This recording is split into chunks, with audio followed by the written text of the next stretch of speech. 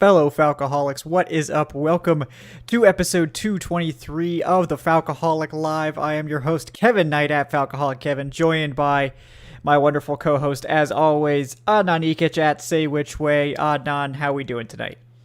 I'm doing well, ready for another hate week against the New Orleans Saints, and ready to watch the Desmond Ridder era begin, Yep. and hopefully to stay alive in this division somehow. Whereas 5-8 somehow has us in the hunt for a potential home playoff game. Who would have thought? Yeah, not out of the question we could be tied atop the NFC South standings once again at the end of week 15. If the Falcons were to win and the Bucks were to lose, which the Bucks losing seems likely considering they're playing the Cincinnati Bengals. It would be both these teams back at 6-8, which is just crazy. But technically the Falcons are still in it, and a lot of that hope from fans, because I know there's been a reinvigoration among the fan base with the news, of course, that Desmond Ridder has been named the starting quarterback officially of the Atlanta Falcons, which is exciting. It's a change. It's different. Will it create something positive? Will it be sort of a wash? Will it be a negative? That is sort of the thing we don't know right now, and that's one of the main things we're going to cover in tonight's show. We're also going to be talking about some of the recent injury updates, like Marcus Mariota officially going on IR today and having knee surgery, as well as Elijah Wilkinson returning to practice and the starting lineup, Matt Hennessy being designated to return. All of those sorts of updates we will get to off the top, and we'll spend a lot of the show tonight sort of talking about Ridder and how he will change both the offense and the team as a whole, because, Atlanta going with a rookie quarterback, notable change. Might change the vibes. Who knows if the vibes matter, but they might. So let's get to sort of the topic du jour, which is there was a lot made about this whole Marcus Mariota situation.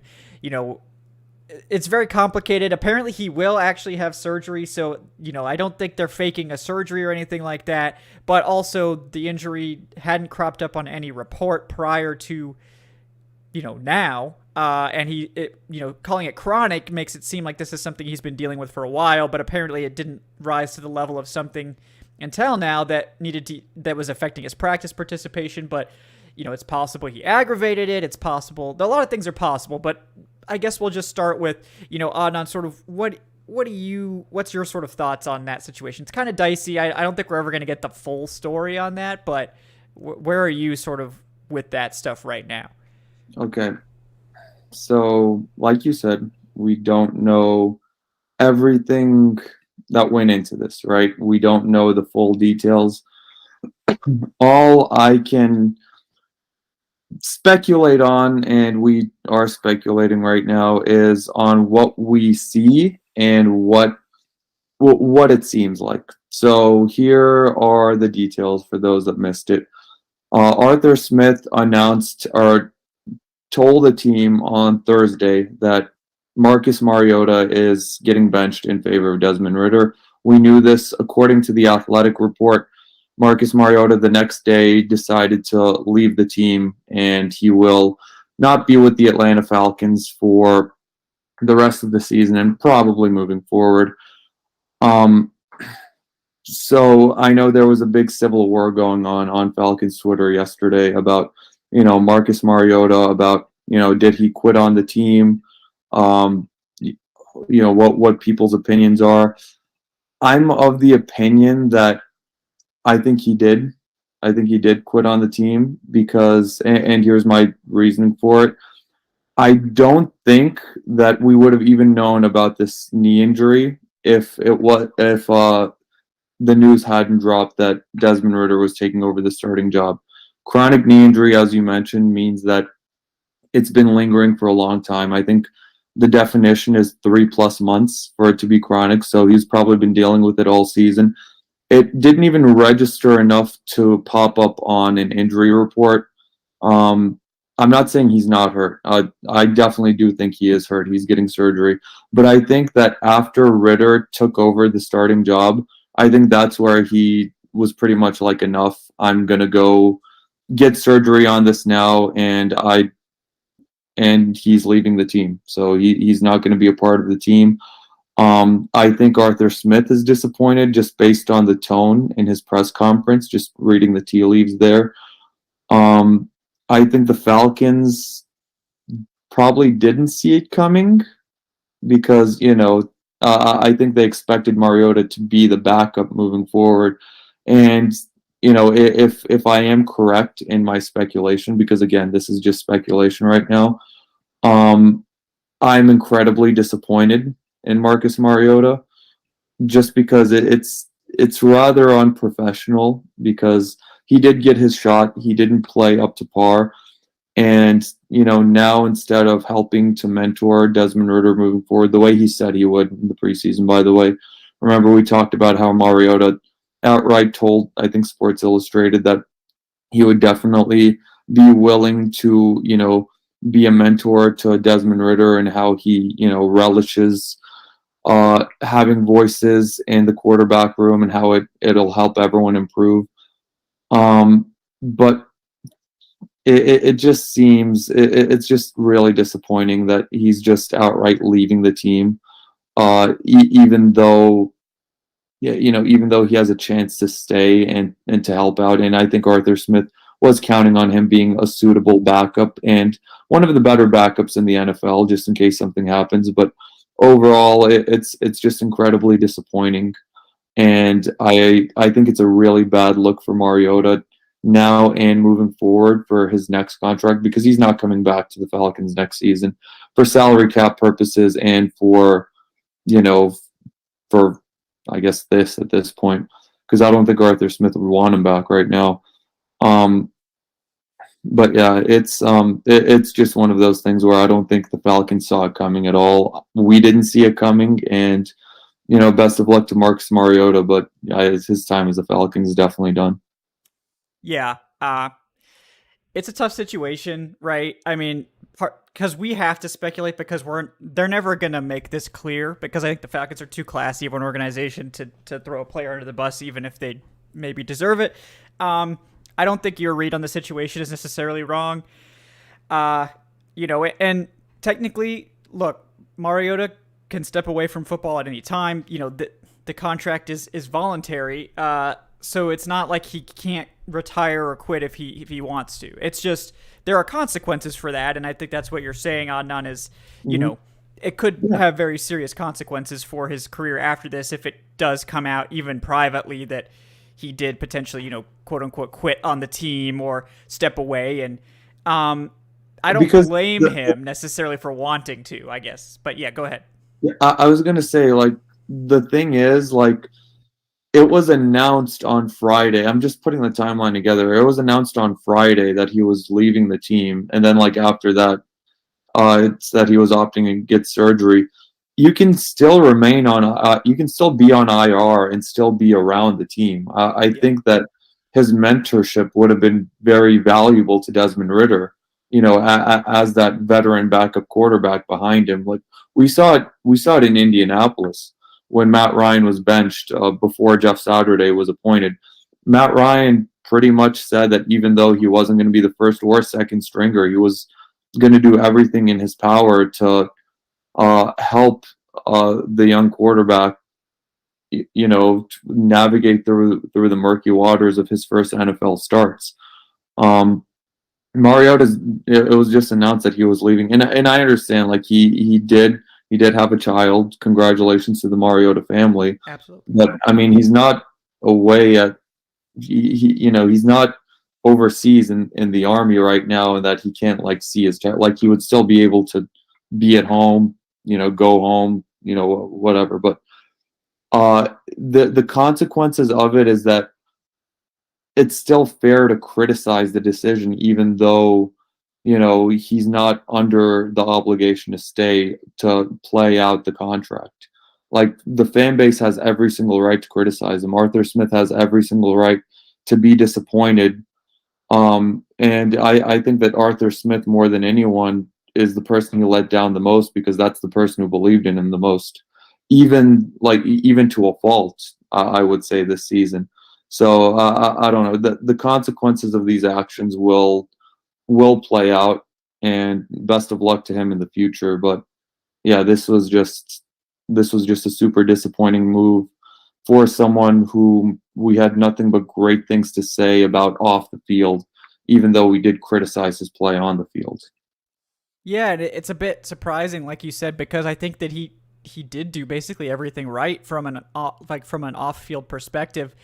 Everyone raved about him. Everybody seemed to really respect him in the building. I mean, I think the respect is still there among the team. Like we saw Lorenzo Carter make it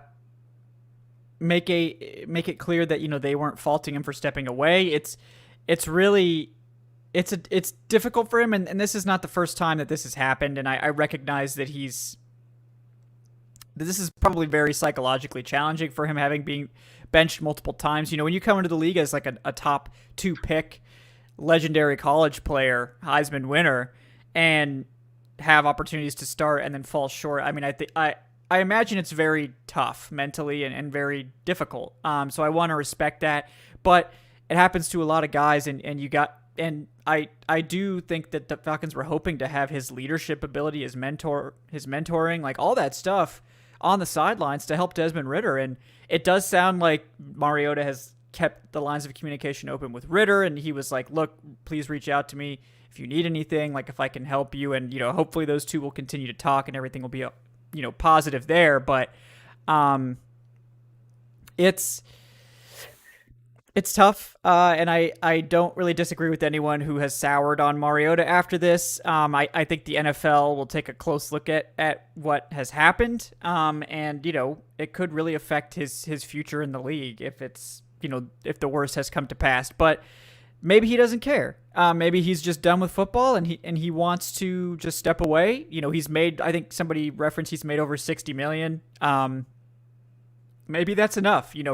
And like Mariota's sort of a unique guy as well, because as everyone here is familiar, he has a very dedicated fan base, a Hawaiian fan base, a fan base from Oregon. I mean, I imagine he could continue doing promotional stuff, commercials, probably could get on TV or radio and do a career there, especially in Hawaii, because of his ties there. He's like one of the most famous Hawaiian athletes currently playing football, so I know he has a very dedicated following. So he might have other paths for revenue that a lot of other guys might not have. So, if that's what he wants to do, more power to him. I just would have preferred, I think, for him to do it in the offseason and step away then as opposed to during the season. But it is his prerogative, in fairness. Yeah, and Arthur Smith mentioned it, and we're not saying, you have to like stay no matter what. Like, I mean, it's like he is under contract. I think the Falcons will,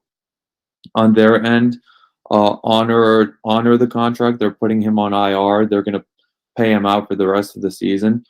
We're just saying that it's disappointing that right now he's leaving in the middle of what could be a potential playoff push.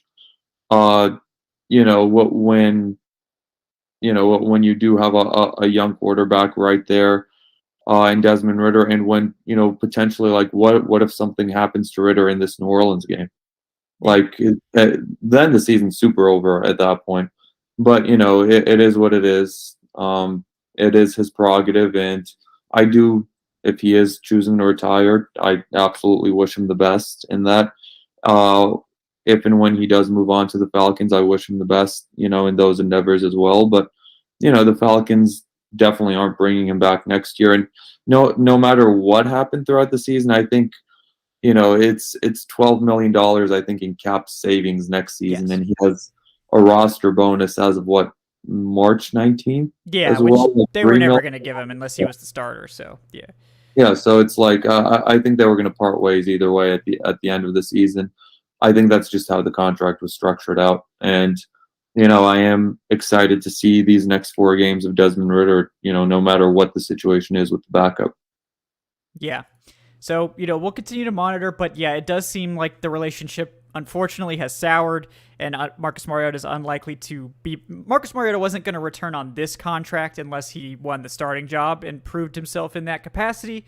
So either way, he was going to be released to save, like Adnan said, the $12 million.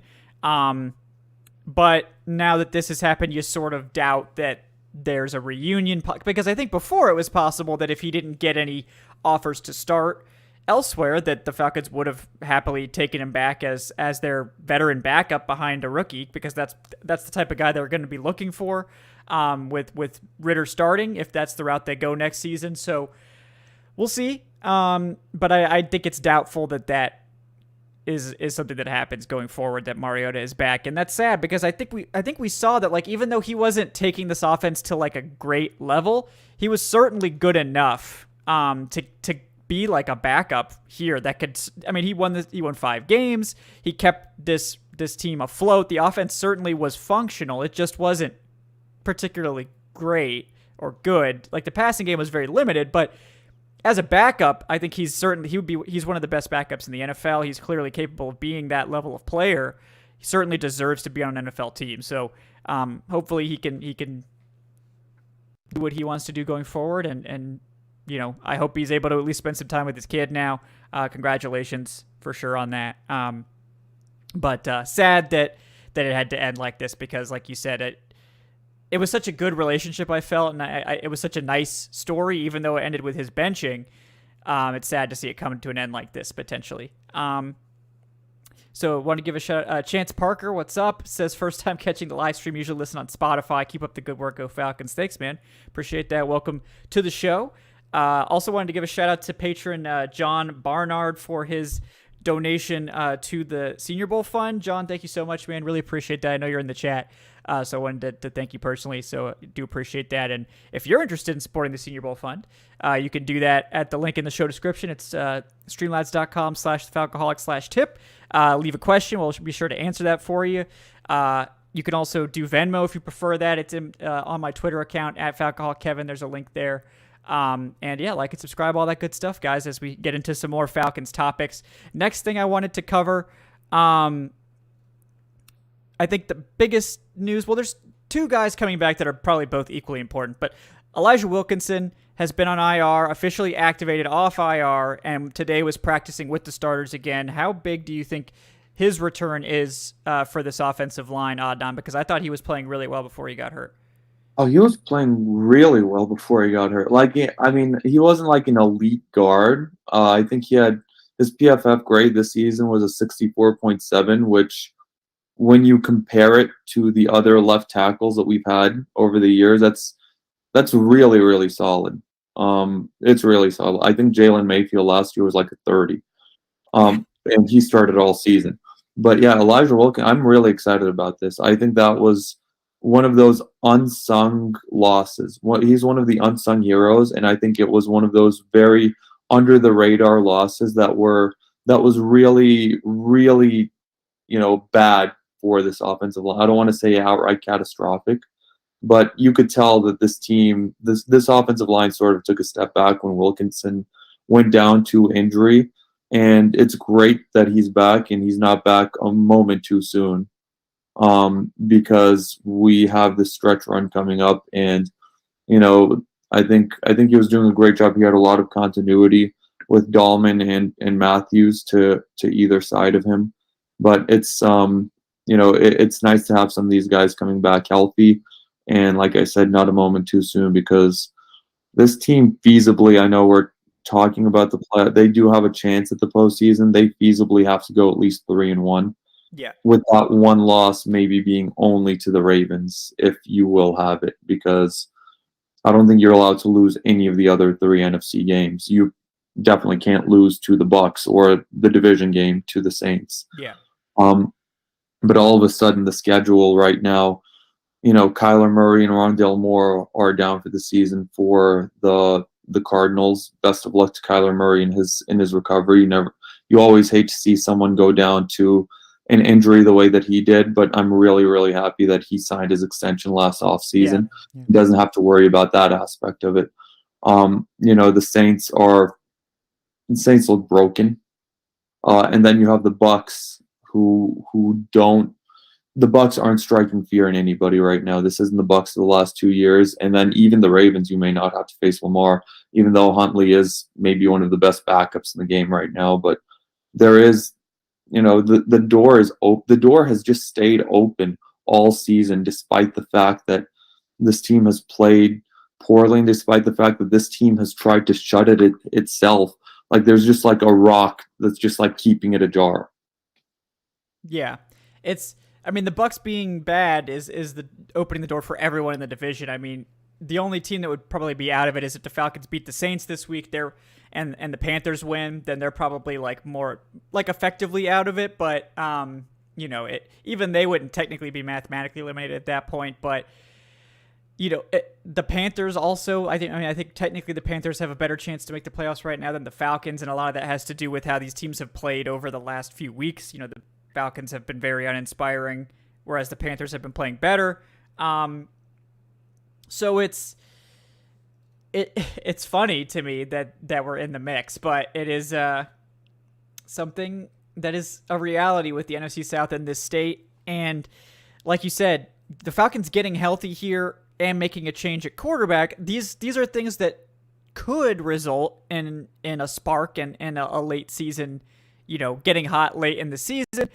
I don't know that that's like likely in the grand scheme of things that they like go on a run here, but enough things are coming together where you could squint and be like, well, this is the ingredients for something happening. And Elijah Wilkinson coming back, I think, is certainly one of them. And honestly, in his absence, the Falcons have shown that they have like a good stable of guys there. Like Matt Hennessy in his one game looked positive. Chuma Edoga in his one game looked positive. Colby Gossett has played the most games of anyone, and he's had some up and down games, but I think on the whole he's been fine. Like, oh, this is a guy you'd be happy to have as your backup left guard. So it's just funny to me that we've turned around from that position just being an absolute train wreck to like, oh yeah, they have like 3 or 4 guys that have started and it hasn't fallen apart. And, credit to Dwayne Ledford for that, certainly. But, the other one we'll talk about is Arnold Ebiketie, who's definitely the Falcons' best pass rusher already for, as the second round pick. And the pass rush has really fallen off a cliff in his absence. How big do you think that return could be for this team? Because he practiced in full today. So Also very big because that's, I think, your best pass rusher. That goes without saying. This pass rush really did sort of fall off a cliff without him. So, it's going to be this bye week, the late bye week, I'm not a fan of, but it's sort of the good part about it is that the Falcons did have a bunch of nicked up guys, banged up guys, as every team does at this point, where it's like, now they can sort of get healthy. They didn't have to miss extra games. Even the guys who probably weren't at 100%, who were playing through injuries, who came back from injuries, like an AJ Terrell, for example, they're probably a bit healthier at this point. So it's huge. Like this is huge to have some of these guys back and, healthier. And, I can't wait to see it all come together because, maybe it might click this week against the Saints. Who knows? But I definitely like our chances way more with Ebiketie, in the lineup and with Wilkinson in the lineup than without them. Yeah, I agree. And I've been really impressed by Ebiketie. I think he's been one of definitely the brightest spots and one of the best players out of that draft class so far. And the Falcons desperately needed someone to emerge at edge, and I think he has certainly lived up to that. I mean, the sacks haven't all been there, but I don't want to blame him entirely for that because of the state of the rest of the defensive line. I think D'Angelo Malone has shown some things, so hopefully he's a guy we can rely upon going forward. So they definitely have some guys there. Still need a lot of reinforcements, and like you mentioned, the cap space and the ability to have hopefully a more productive full offseason is big, and I think that will be a factor, who they sign there. And they do have a full complement of draft picks as well. So they need to keep improving at those areas, but I think for this season, Arnold Ebiketie is absolutely needed for them to sort of spark any sort of run on defense. And the Saints are vulnerable right now. That offensive line is not playing particularly well. That offense in general is just really slumping this year. So Ebikadi returning could be big in particular for this game and for the rest of the season. But Corey with the $5 here, thank you so much, Corey, for that donation. Says in order for the Falcons to make the playoffs, I think they need to win the division. Yep, that's true. And I think they might have to go 4-0 while the Bucs go 2-2. And yeah, I mean, I think it's possible for the Falcons to get there at 3-1, but you're not wrong. Like, I think the easiest way for them to make it is to just go 4-0. Like that, if they go 4-0, they probably make it. Like, I think they would probably, if you put into the playoff simulator that they went 4-0, they'd probably have like a 75 or more % chance of making it. So I don't disagree with you there. Do you think Adnan that they'd have to go 4-0 to make it, or do you think they could maybe squeak by with 3-1? I think 4-0 gets us in because the Bucs would have a loss automatically to the Falcons in that case, because they play each other last week of the season. I think the Bucs will lose to a really good Bengals team right now that's hitting its stride. So I think in that case, that's 2 losses for the Bucs already, and the Falcons make it at 4-0. 3-1, the math gets more complicated. Because, like I said, I think if you were to make it at 3-1, the one loss has to be only to the Ravens. Like, I don't think another NFC loss, I think that would be kind of catastrophic at this point. But you have a chance to match the Bucs on tiebreakers if the Bucs lose to the Panthers, if that's one of their losses, then I think many of the tiebreakers match up. I just don't know what the tiebreaker would be. I haven't done the math on records against similar opponents. That would be the next tiebreaker needed in my scenario where the Bucs lose to the Panthers and go, I think, 2-2, and the Falcons go 3-1. Or excuse me, I think the Bucs would go 1-3, and that's I don't know. I don't have the number in front of me, but basically, it would behoove the Falcons for the Bucs to lose to the Panthers. Unless the Bucs fall off a cliff, and then the Panthers are actually who we're competing with, and then it does get dicey though. Like this is where we are in the NFC South. The meme, with just the numbers floating by in the background. Like that's where we are with this NFC South. Everyone technically is in it mathematically. I think theoretically only the Saints are out just because of that extra loss that they have.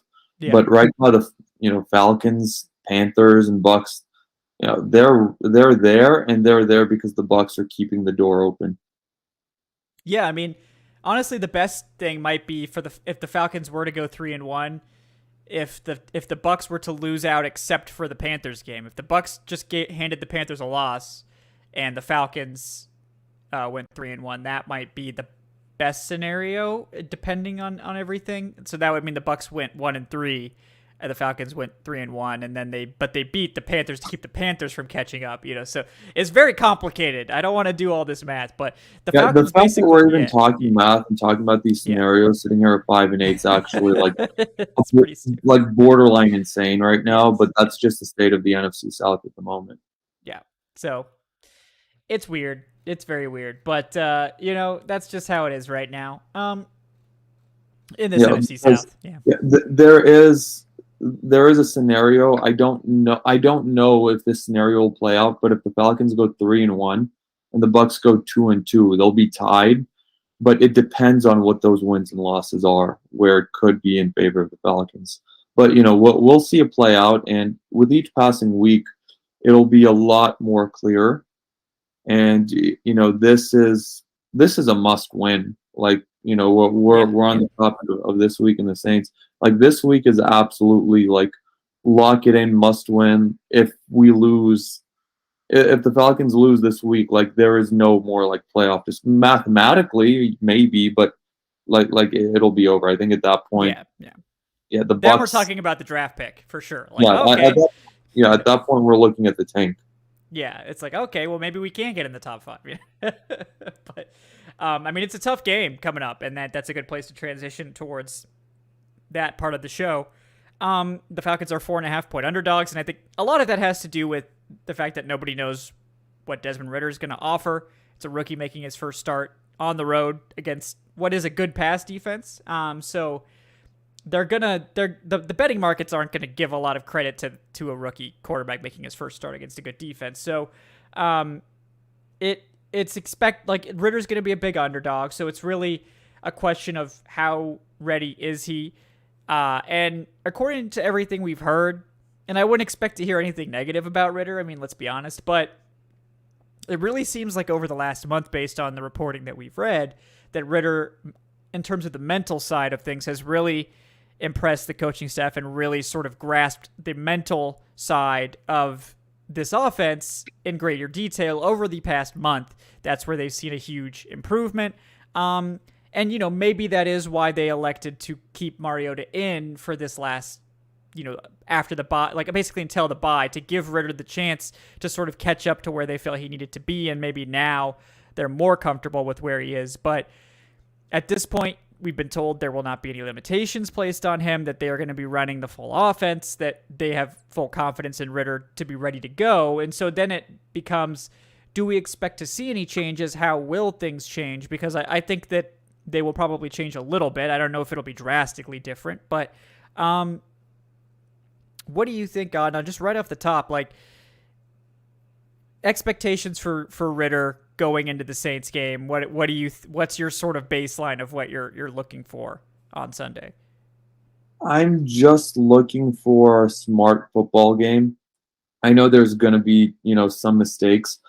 I warn and urge people not to fall into the trap of over expectations, because, as much as it would be great to watch Ridder slice and dice the Saints for 350 yards and 3 scores, and if it happens, like, we will be, running a victory lap on the show afterwards.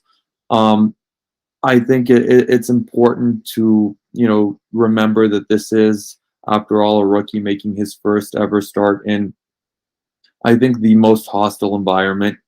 Probably the most hostile, or a top 3 most hostile environment in the NFL, which is a game at the Superdome against the Atlanta Falcons specifically, because, those Saints fans, even though their season isn't technically over yet, but they will be out in full force to try and, beat the Falcons and to complete that sweep. But, I just like to see, Ridder keep his head, have a mature game. Don't try to force too much. Don't try to force the issue. So it's just one of those games where I don't think we can look at the stat sheets like at the end of the game and really fully properly evaluate him just based off the box score. I think it'll all depend on what we see. Yeah, what we see from him regarding decision making, regarding his reads, just all of that kind of stuff. But the Falcons, I think Arthur Smith will do everything he can to protect him a little bit, to set him up for success. I think the Falcons will lean on the run game a lot. And the Falcons have the capability to do that. I think it's different than Kenny Pickett, for example, when he started out, because I think at that point the Pittsburgh Steelers run game was averaging 3.2 yards per carry, Najee Harris was just brutal, and that offensive line was just brutal at that time. The Falcons have been running all over teams for the most part, and even though the Saints run defense has been vaunted over the years, the Falcons still rushed for 180 yards on them in week 1. So I think they'll lean on the run game, and they'll lean on a lot of play action. I think we may see more play action passes than non-play action passes in this game. That wouldn't surprise me at all. We saw Arthur Smith spam play action in the preseason when Desmond Ridder was in the game. So I think that'll be a great way of protecting the rookie a little bit. Yeah, no, I agree with you. I think Ridder is really comfortable in play action, and I think that they're going to utilize that as much as possible. What's up, Big Low Country, man? Welcome. How you doing? I saw I can't remember what the show was called. I think is it Out of Your Falcon Mind, that other podcast. I saw that show with you on it. There's good stuff. So welcome. Appreciate you tuning in. Yeah, I do agree with you on it. I think they're going to do a lot of play action, and I think they'll try to go with the run-heavy game script as long as it's working. The Saints traditionally have been a pretty good run defense, but this year they have fallen off, like you said. They're not as dominant as they have been in years past. I think right now they're something like 20th in yards per attempt allowed and 19th in total yardage. So they're really not a very good run defense anymore. They've still been pretty good against the pass. The only thing is they're like the worst team in the NFL in getting interceptions. They only have 3 on the season, which is pretty crazy low. But they're like 9th in net yards per attempt allowed and 10th in yardage. So it's a pretty decent pass defense. So I expect the Falcons to try to exploit that, right? Just lean on their run game, and try to give hope that, I guess, Desmond Ridder can hit those deep shots off of play action that Mariota just wasn't able to connect on more than a handful of times all season. And I talked about it on the podcast on Tuesday that, like, I would gladly trade like some of Mariota's rushing ability for the ability to just connect on a handful of those deep shots a game. Like, if you told me Ridder hit 1 or 2 of those deep shots versus Mariota's rushing yardage, I would rather have the deep shots, because that's what this Falcons offense was missing. They were getting explosive runs on the ground with the running backs. The quarterback run was, interestingly, like, not something they had to rely on all that often because of how effective the ground game is in general. So, but how do you feel about that? I mean, are you just looking for basically more passing production from Ridder? I mean, I'm looking for more efficient passing. I'm looking for him to throw the ball closer to the vicinity of his wide receivers, which I think I referenced the stat multiple times on the last show. Only Zach Wilson in the NFL was worse than Marcus Mariota when it came to, catchable pass percentage in the NFL this season. But definitely, I don't think you could get much worse than Mariota was when it came to the deep passing.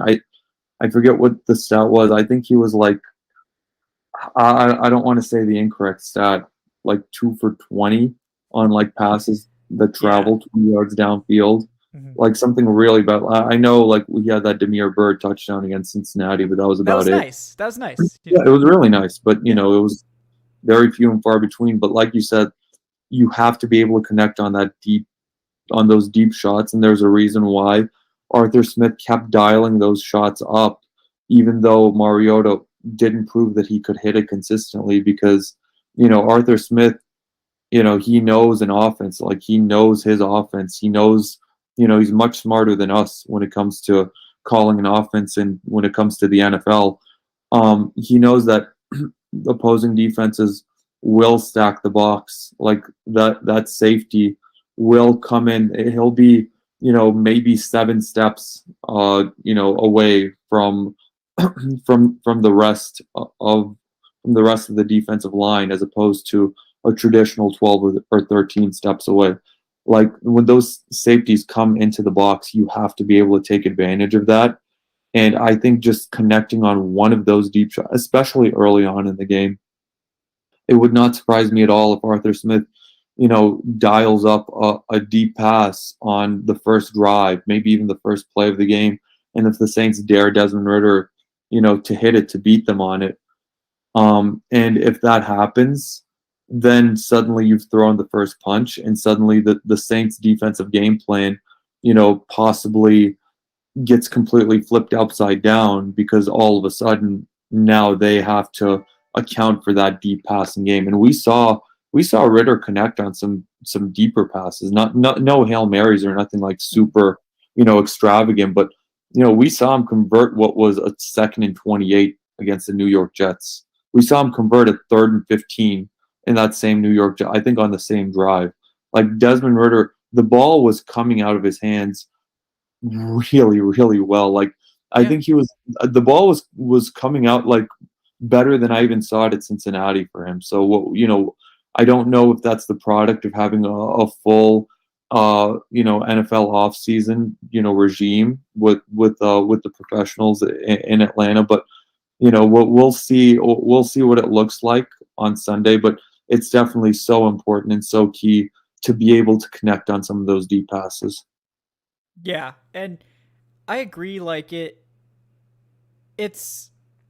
I think Ridder is just more willing to rip it into like tight windows than Mariota was. I think that's something that he's just schematically, mentally more willing to do. And maybe that has to do with him being like a rookie who's coming off just an amazing college career who thinks he can do anything. And, to some extent that's good. And you need to have that confidence to be able to succeed in the NFL. And to some extent that's going to get you in trouble, especially early on in your NFL career. So we'll see if that translates to anything. But maybe, and like I said, with the Saints having the lowest interceptions in the NFL, maybe this is a good week to get Ridder out there because they're not a team that's capitalized on a lot of mistakes so far, and maybe that'll hold up, even if he throws a couple errant passes or tries to rip it a little too tightly into those tight windows, that he might be able to get away with it this week. But I think just what the Falcons were missing was the quick twitch decision-making and just the willingness to give your receivers a chance and the ability to get it in their zip code. That was really the thing. Like, even when Mariota would throw these passes, a lot of times we'd see Drake London or Kyle Pitts, open or have a step, and the ball would just not even be close. And, if Ridder can just get it a little bit closer and give them an opportunity to make a play, that would be helpful. Obviously, guys did drop passes for Mariota, but I mean, if you look at the stats, like the Falcons, I think aren't one of the teams that have a drop problem, relative to the rest of the NFL. So it really wasn't that. It was the on target percentage that was the biggest issue with Mariota's passing, statistically speaking, anyway. That I think he was third worst, or the Falcons were third worst in like lowest percentage of on target passes, and when you're not passing at a high volume to begin with, it stands out all the more because it creates big problems for your offense, obviously, when you're not completing passes. But like the Falcons needed to hit the passes they attempted, and it goes back to some of the stats you mentioned. I know you mentioned like the Falcons were really bad on deep throws, but I can't remember if it was over the past 3 or 4 games, but the Falcons were like 1 of 20 on 3rd and 9 or longer over the last like 3 or 4 games, and that's just a depressing stat. Like, you have to be able to convert 3rd and long sometimes. Like, obviously it's going to be less than 50%, but like it can't be 1 of 20 or whatever it was either. And we mentioned it like on the show last week. It's one of those situations where if you had a flag against the offense, if you had a single run play that went, negative like yardage, if you get sacked, the drive is over. Like, you can't just punt that much on those kinds of drives, punting literally and figuratively speaking right now, because it's one of those things where you have to, give your offense, like you said, a chance to convert on those deep shots. And I'm pretty sure opposing offenses, the second there is a holding penalty, opposing coaches are preparing to get the ball back, because it's like, all right, like, they're not going to convert this with Marcus Mariota, throwing the ball the way he is, like, deep out there. And they can pretty much focus on taking away the line of scrimmage in that case. And the Falcons really, if the short pass or the run game won't get it done for you, you're screwed. You're shit out of luck. Yeah, and that is the nice thing about this Falcons offense, is they have been very successful on the ground, and even with teams basically selling out to stop the run more and more due to Mariota's underperformance and the team's general lack of production in the passing game, like the running game continued to work. Like the Falcons have continued to put up rushing yards every single week, regardless of teams selling out to stop them. So I think it bodes well for when they can unlock the passing game, that they can, have some success. It's just, I wouldn't expect it to just all of a sudden be different with Desmond Ridder. And I know Joe Schmo, what's up, man, has raised some good points about that. Like, and it's true. Like, deep passing in general this season is down. Like, statistically, like scoring is down. Like, this is a year that the defenses have sort of bounced back against offenses. And that's like a league-wide trend. It's not just the Falcons. And, Joe mentions that the Falcons haven't really cut out the deep shots in their offense or really adjusted anything to try to combat what defenses have been doing, which is, of course, playing a lot more too high safeties, that sort of thing, to combat, like, the Patrick Mahomes style offense and Josh Allen, these teams that really love to chuck it deep. The Falcons, I think, tried to sort of zig where other teams were zagging by going to this run-heavy approach, and I think it worked well early, and it just hasn't really done a lot sense. Like, and a lot of that has to do with the passing game not being effective. So, the good things that should help Ridder in his first start would be the run game. The offensive line has been playing better than it has all season, particularly in pass pro over the past few weeks. So if they can continue those trends in New Orleans, this could set up well for him to actually have the support he needs to have a successful debut. But it is, like we've tried to make it clear, like this is a tough place to go play. The Saints could be winless, and this would be a hardcore game where they would give it their all. Like the Saints will always give maximum effort against the Falcons regardless of what's going on, and I hope the Falcons would do the same against the Saints. It's a rivalry game, and this is one of the best rivalries in the NFL. It's gonna be hardcore.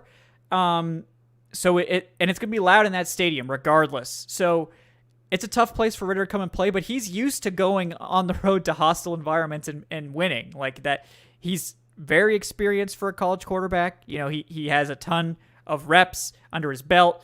He's been a guy who's been an underdog a lot, you know, playing at Cincinnati, the first group of 5 team to ever make the college football playoff. I mean, he's used to being the underdog, and, you know, some guys thrive in that role, and that might be a good situation for him as well mentally. Like maybe that's where he can thrive, is like I want to be that underdog and I want everyone to count me out.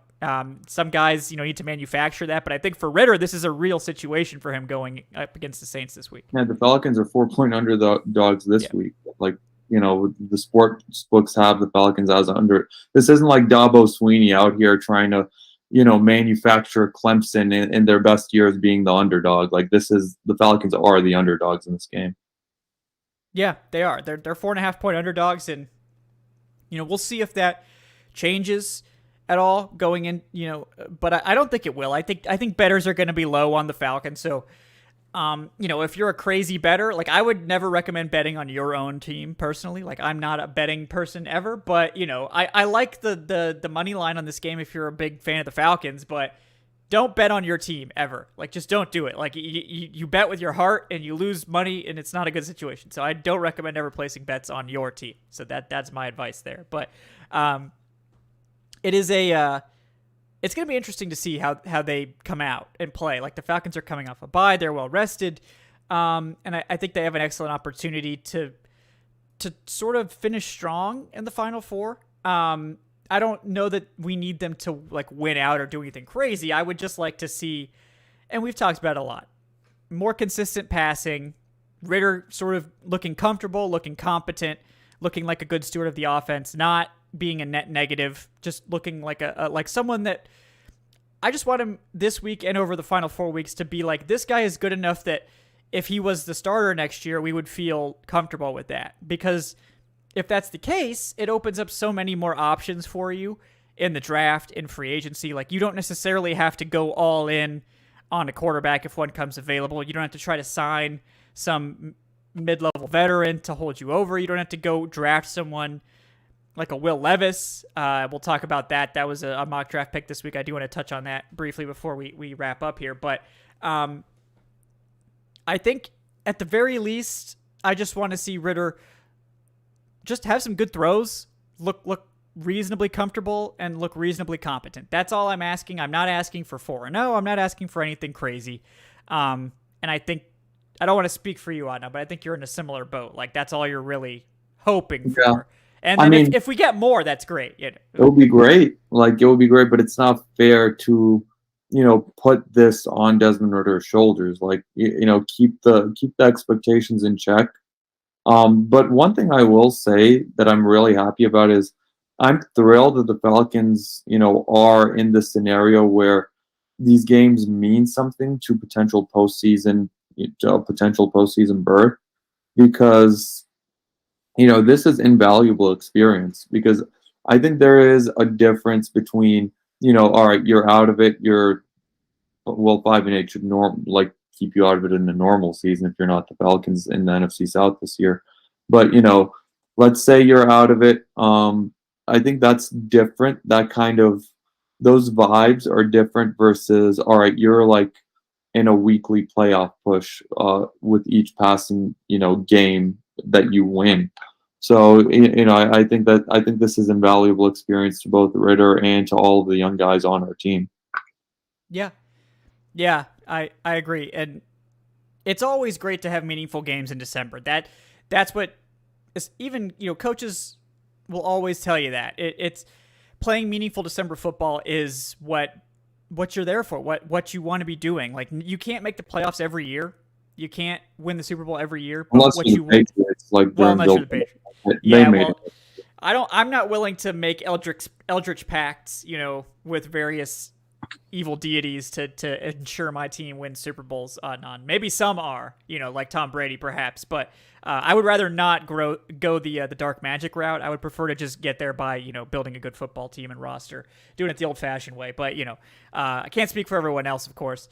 But I think we can hope for this team to hopefully show a little life. And I know people were saying there was a lot of buzz in the locker room today. Like, it was a very, obviously people are, after a bye, everyone's well rested and all that stuff. That's normal. But I think there was a lot, like, making a quarterback change, it can change more than just the way the offense functions. I think it can be a spark that sort of energizes the entire locker room, energizes the team. And, everything was going one direction prior to the bye. The team had lost 4 or 5 games. The offense wasn't improving. It was getting worse with Mariota. And I don't want to bury Mariota, but it just wasn't, like a great situation for anyone. And Mariota certainly wasn't helping himself either. So making the change was the right call. And hopefully it helps in terms of the ability for the offense to succeed, both on the field and off the field, but also maybe like just energizes the roster, energizes the locker room. And that maybe that can translate to something good too. Like, just having a little bit more energy around the team and positivity, maybe mentally that can help the team, that maybe that can make the difference in a close game against the Saints this week. And, getting a win over the Saints is huge for morale. It's huge for the fan base. We always really love to beat the Saints. We know that. So, I'm excited for the game. I'm much more excited than I would have been if Mariota was starting, to be clear. So no matter what, we can watch this through the lens of, let's see what we have in Ridder. Even if this thing goes sideways, we're going to learn something important. We're going to be able to evaluate him. And I believe we'll probably see that at other positions too. They're not going to like announce any of that, but I wouldn't be shocked if we see a lot more of Troy Anderson, if we see a lot more of D'Angelo Malone, those types of guys playing, because it's, we're in evaluation mode. And, yes, we could still potentially make the playoffs, but I don't think necessarily that you're losing a lot by going to some of these young guys versus the veterans that were playing ahead of them. So I'm excited. Hate week part 2, it's a good time. I love Desmond Ridder. I was a big fan of his the year before he came out. I was sort of like, oh, this guy, I think this is a guy that can up with the Falcons for a really long time. Famously, not to toot my own horn, but I was the one who, broke the news that the Falcons were officially interested in Ridder when they interviewed him at the Senior Bowl on the first day of media availability. So I feel close to this, and I definitely have like a connection to Ridder and want him personally to succeed for various reasons. So I'm definitely pulling for him. I really like his game, and I think he is the type of quarterback, like, he did get drafted in the 3rd round, but this is a guy that I had a 2nd round grade on. I think he could have probably gone late 1st, early 2nd. I didn't think that was out of the question for him. I don't know why he fell as far as he did. It seemed like the entire NFL just sort of decided to pass on these guys outside of Kenny Pickett, but I know that the hit rate for 3rd round quarterbacks isn't very good, but I do think that Ridder is the type of 3rd round quarterback that might have a better shot than average because of who he is and sort of the situation around him getting drafted in like a weak quarterback class and that sort of thing. So, I'm a big fan, and I'm hopeful that we'll get to see some good stuff from Ridder, because I think he's done all the right things so far. He's waited patiently for this opportunity, and now he's going to get a chance to earn a starting job. And as a 3rd rounder, you're never guaranteed necessarily to get that shot, to get into the starting lineup. And he's got a legit one here over the final 4 games, and it seems like the Falcons have set him up, I think, for some level of success. Yeah, absolutely. And, I'm also rooting for him. And obviously for the Falcons, first and foremost, it would be, it would be a hell of a coup to, get that franchise quarterback, if Ridder is that guy. I'm not saying he is, in the 3rd round. That's the kind of thing that can really, make a huge difference for an entire franchise moving forward. But, one way or another, he is a young quarterback. He has said all the right things. He's done all the right things. And, you hope that he will find some success. You hope that, he will showcase himself as someone worthy of competing for a starting job in the NFL, at the very least, to prove himself worthy of being a high-level backup, and someone who will have an NFL future for the next, decade, whether it's, as a starter or not. But, there is no better first impression you can make as the new quarterback of the Atlanta Falcons than by going into New Orleans and by beating the New Orleans Saints and effectively ending their season pretty much. So, that's a chance to become an instant legend. For your not like actually, but you know what I mean. But he has a chance to really make the best possible first impression here in Atlanta, and the city is rooting for him to succeed, and go out there, beat the Saints, and you will be welcomed home a hero. Yeah, I agree. I did want to get to one more donation here from Jason Gaines. What's up, Jason, with the $2? Thank you so much, man. And this is definitely something I wanted to touch on too. He says, RIP to head coach Mike Leach. One of my favorite quotes from him is, if you get into a fight, don't take your helmet off. We're looking for smart football players, not dumb ones. In the interest of time, please don't get into any more fights today. Yeah, Mike Leach, true innovator. Really funny guy too. So he will be missed. Yeah, Mike Leach, that's a guy where, if you do follow, college football closely, that's, that is one of the guys, in college football. One of the smartest and most innovative offensive minds. Someone who, was a character, a personality. I think you could write an entire book just based off Mike Leach quotes. A very funny guy. Someone who, like you said, he will be missed. The entire sport will miss him, and our condolences go out to the entire Leach family, because it's a very, very bad situation, and big tragedy. And college football, suffered a tremendous loss this week with the passing of Coach Leach at the very young age of 61. He left far too soon. Yeah, I agree. He's going to be missed, like true innovator. I mean, a guy that has influenced both college and NFL offenses in just a massive way. I mean, literally the inventor of the air raid offense. So many coaches have taken inspiration from him. He has a massive coaching tree of guys that are still coaching today, like all over the place. So one of the most innovative minds in college football, and a real personality too. I know Thor Nystrom shared a great video of some of his funniest quotes and things that he said. Just all kinds of craziness. So definitely look that up. But he was a great guy, and we're gonna miss him. Falcons for life. G, I did see your question about McGarry being re-signed.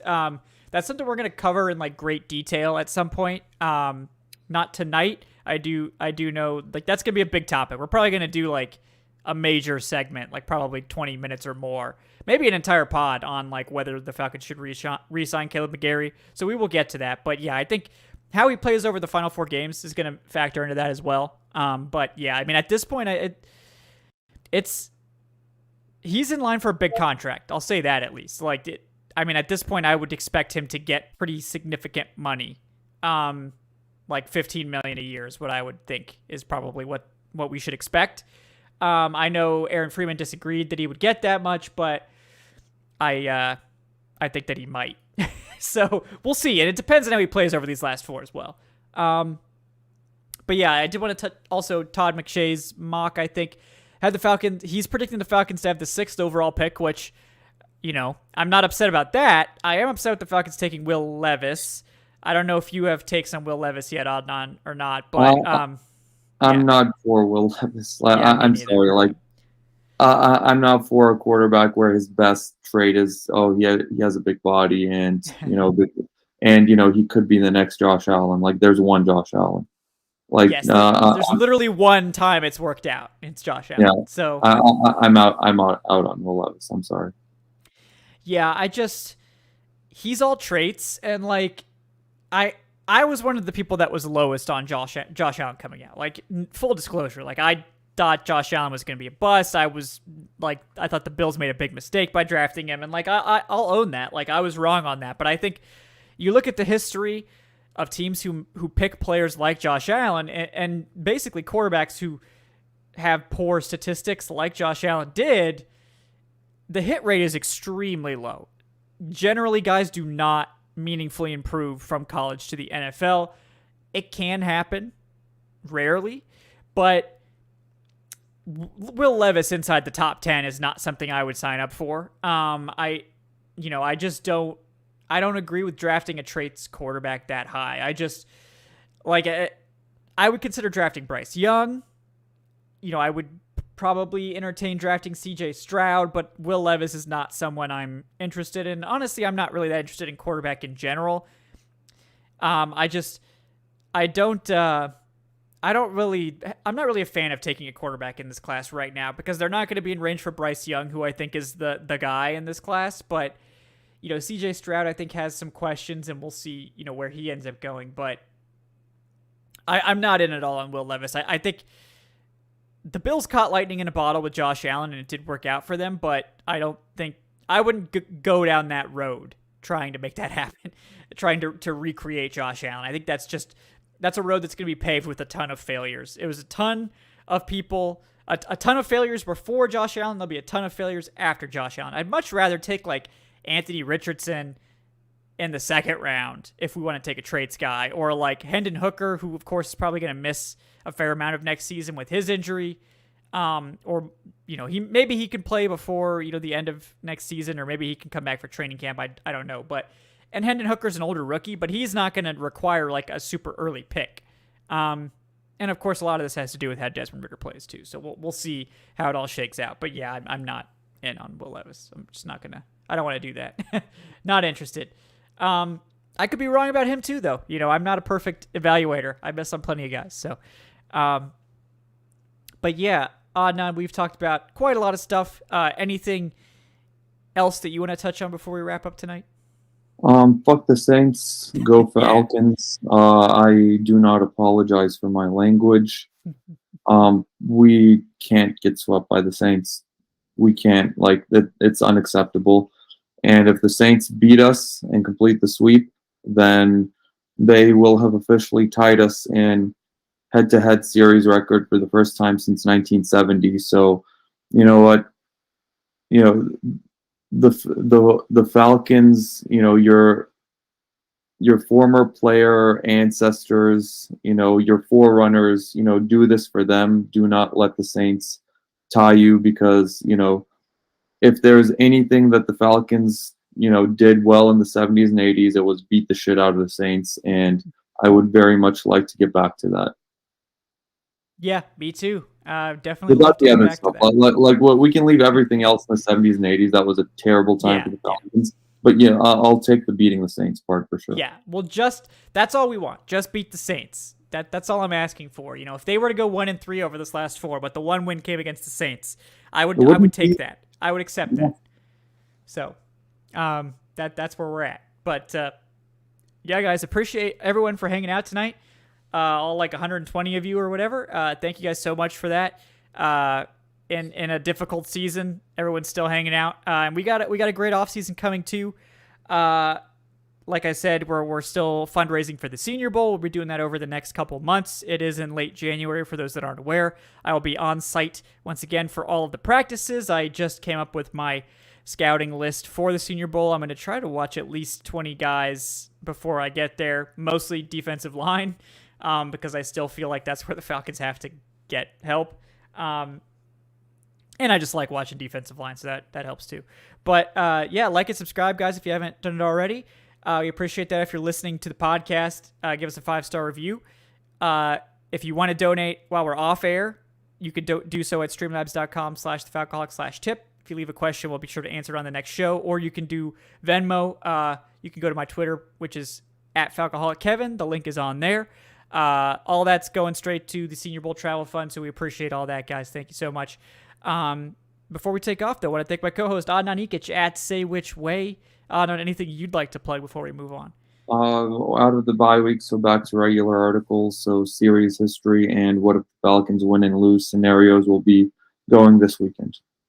Yeah, check out those articles, folks. And like I said, I'm Kevin Knight at Falcoholic Kevin.